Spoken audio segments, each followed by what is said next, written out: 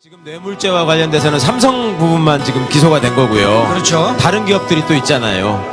지금 CJ 예를 들면 이재용 회장 사면과 관련해서 무슨 그렇죠. 약속을 하고 해준 게 있지 않느냐. 면세점 관련해서 롯데에 있었고요. 그렇죠. 예. 그러니까 그런 것들이 다 그 대가 관계가 인정이 되고 돈을 받은 거라서 그 부분을 규명을 해야 되고요. 그 다음에 또 하나는 뇌물죄를 구성하고 있는 것 중에 최순실 씨가 옷을 사준 거.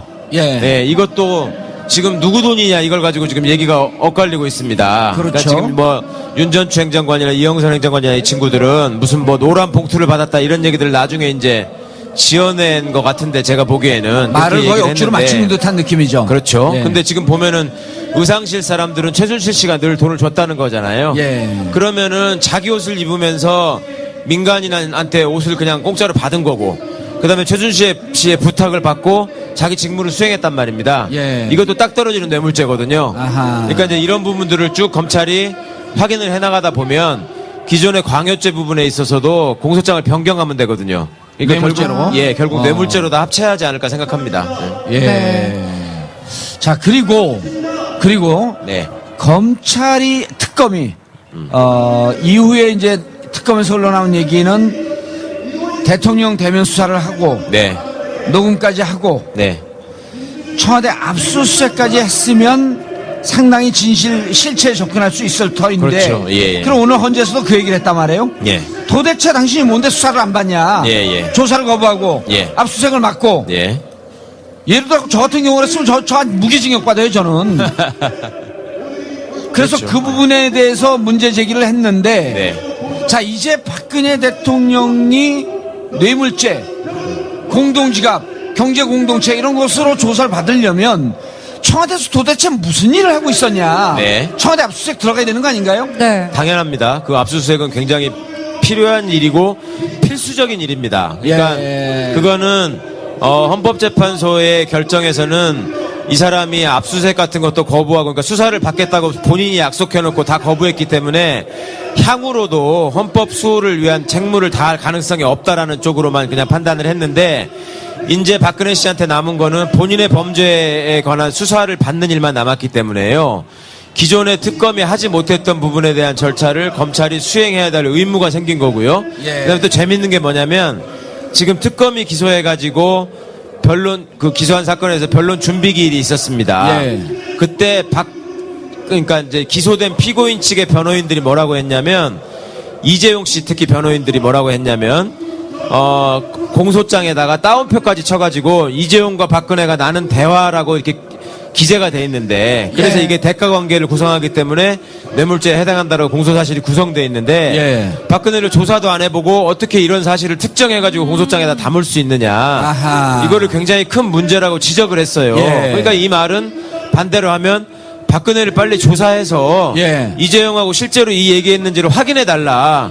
이거를 이재용의 변호인 측이 요구를 했단 말입니다. 아 일단 일종의 이제 작전 중에 물귀신 작전이죠 그게. 예, 근데 이제 이것도 죽을 꾀가 된 거죠, 결국은. 꾀를 그러니까 써도 죽을 꾀만 쓴다. 예. 아하. 그러니까 이제 본인이 그동안에 거부하느라고 냈던 꾀는 헌재에서 이건 반드시 파면시켜야 된다라고 하는 사실을 보강하는 증거가 됐고, 사유가 됐고, 예. 이제 남은 거에 대해서는 자기하고 이제 뇌물죄는 대항범이라 그래가지고 두 사람이 있어야지 가능한 거거든요. 준 사람과 준 받은 사람. 공유한 사람과 수뢰한 사람. 예. 그러니까 이제 준 사람은 계속, 아니, 당신이 나를 협박해가지고 돈을 뜯어가지 않았냐, 이 주장을 지금 하는 것이고. 그렇죠. 강요죄. 예, 예. 그러니까 이 사람은 그러면 내가 거기를 협박한 건지 아닌지, 그 다음에 뭐라고 둘이 얘기를 했는지, 이거를 확실하게 이제 확인시켜야 될 의무가 있기 때문에, 네. 이 사람이 다시 한번 딜레마에 빠진 것이고, 그런 차원에서라도 조사를 피할 길이 없습니다, 이거는. 오. 그러니까요. 아주 그 이재용 부회장 변호인 측 예. 태평양 법인이죠. 예, 예.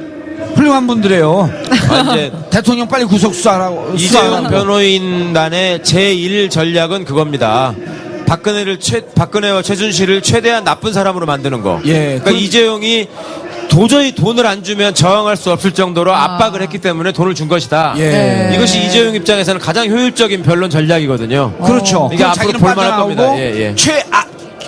빠져나오고 예, 예. 대통령은 강요죄로 감옥을 가든 말든 예, 예. 이제는 각자 도생이죠. 그렇죠. 예.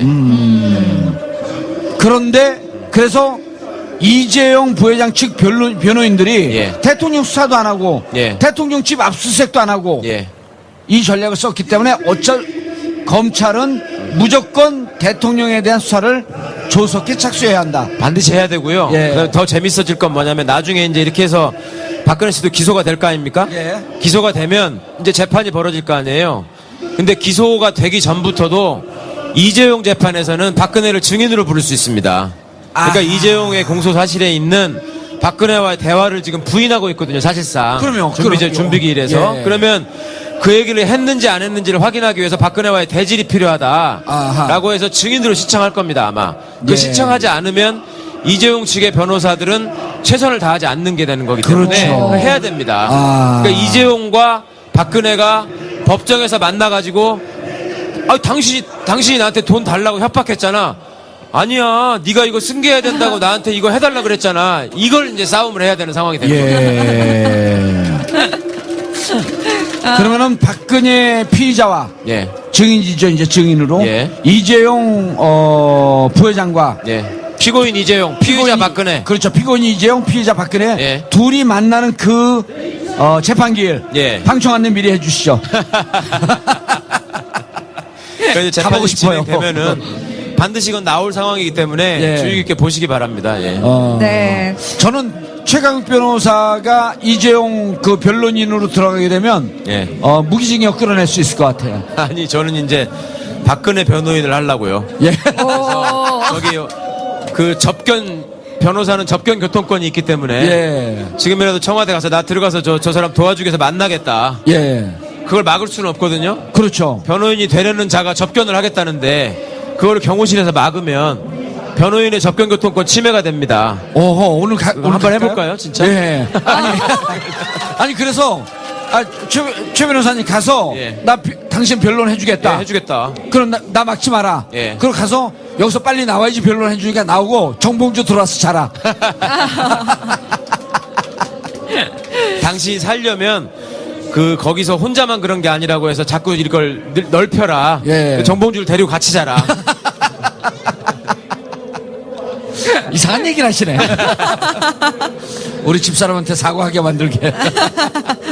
아니 그런데 정말 네. 이제 이게 그 사자성어가 뭐죠? 하늘의 그물은 엉성한 것 같지만 아주 천라지망. 예. 야, 하늘의 그물은 엉성한 것 같은데 너무 촘촘해서 죄를 지은 자들은 빠져나갈 수 없다. 네네. 이런 거란 말이에요. 네. 지금 보면 그런 것 같아요. 자기를 살려고 예. 변호를 하는데 결국은 그렇죠. 점점 더 옥죄에 들어가는. 네네. 지금 가만히 복기를 해보시면 계속 죽을 죄를 낸 연속이었습니다. 지금 예. 하도 오래돼서 잊어버리셨는데 처음에 이 사람이 자기에 대한 이 조사를 피해 나가려고 자기에 대한 국민적인 의혹을 피해 나가려고 했던 게 뭡니까? 개헌하자 그랬어요. 개헌하자고. 예. 네, 개헌하자고 했는데 그 다음날 JTBC에서 태블릿 보도가 나온 바람에 싹 없어졌거든요. 그러니까 그때부터 시작해가지고 이 국민들의 감정을 계속 자극하고 본인이 계속 어떻게 보면 수렁으로 빠져들어가는 지금 꾀만 계속 내고 있고 예. 또 그런 수준의 변호인들이 옆에서 계속 돕고 있었기 때문에 그 법정에서 변론하는 것도 여러분 보셨지만은 그게 어디 박근혜를 위해서 그게 변론한 거였습니까? 계속 재판관들을 자극했잖아요. 예. 재판관들을 모욕하고. 어허. 그러니까 이런 것들이 결국은 하늘의 뜻이 모아지게 되면 빠져나갈 수 없다. 예. 지금 말씀하신 것처럼 네. 필연 아닌가 싶더라고요. 네. 그 표는 김평우 변호사, 네. 그 다음에 조원령 변호사, 예. 이런 분들 나이라도 좀 어리면 뭐라고 진짜 해주고 싶어요.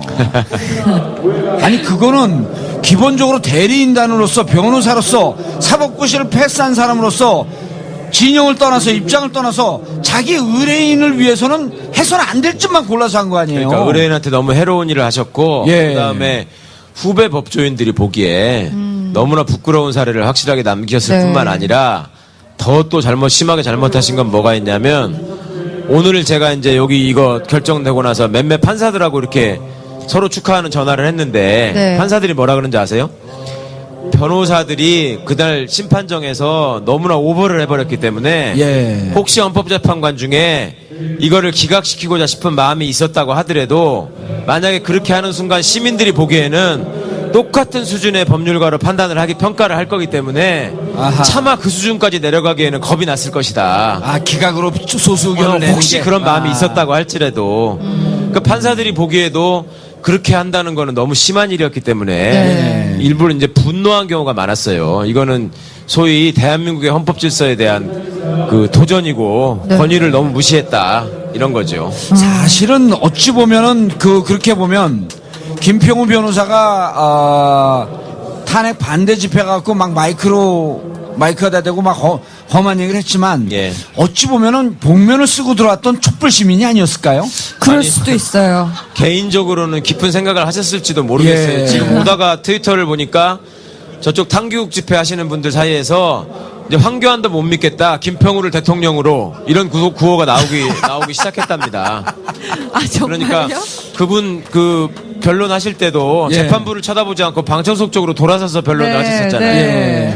그러니까 이제 그분 입장에서는 호소하고 싶은 간절한 뭔가가 있었을 것 같고 근데 그분들끼리는 통한 것 같아요. 그게. 아니요, 그게요. 김평우 변호사가 방청석을 보고 하는 것 같지만 사실 그 카메라가 있거든요. 인터넷 생중계하는 거기를 보고 눈 초점을 보면요. 거기를 보고 얘기해요.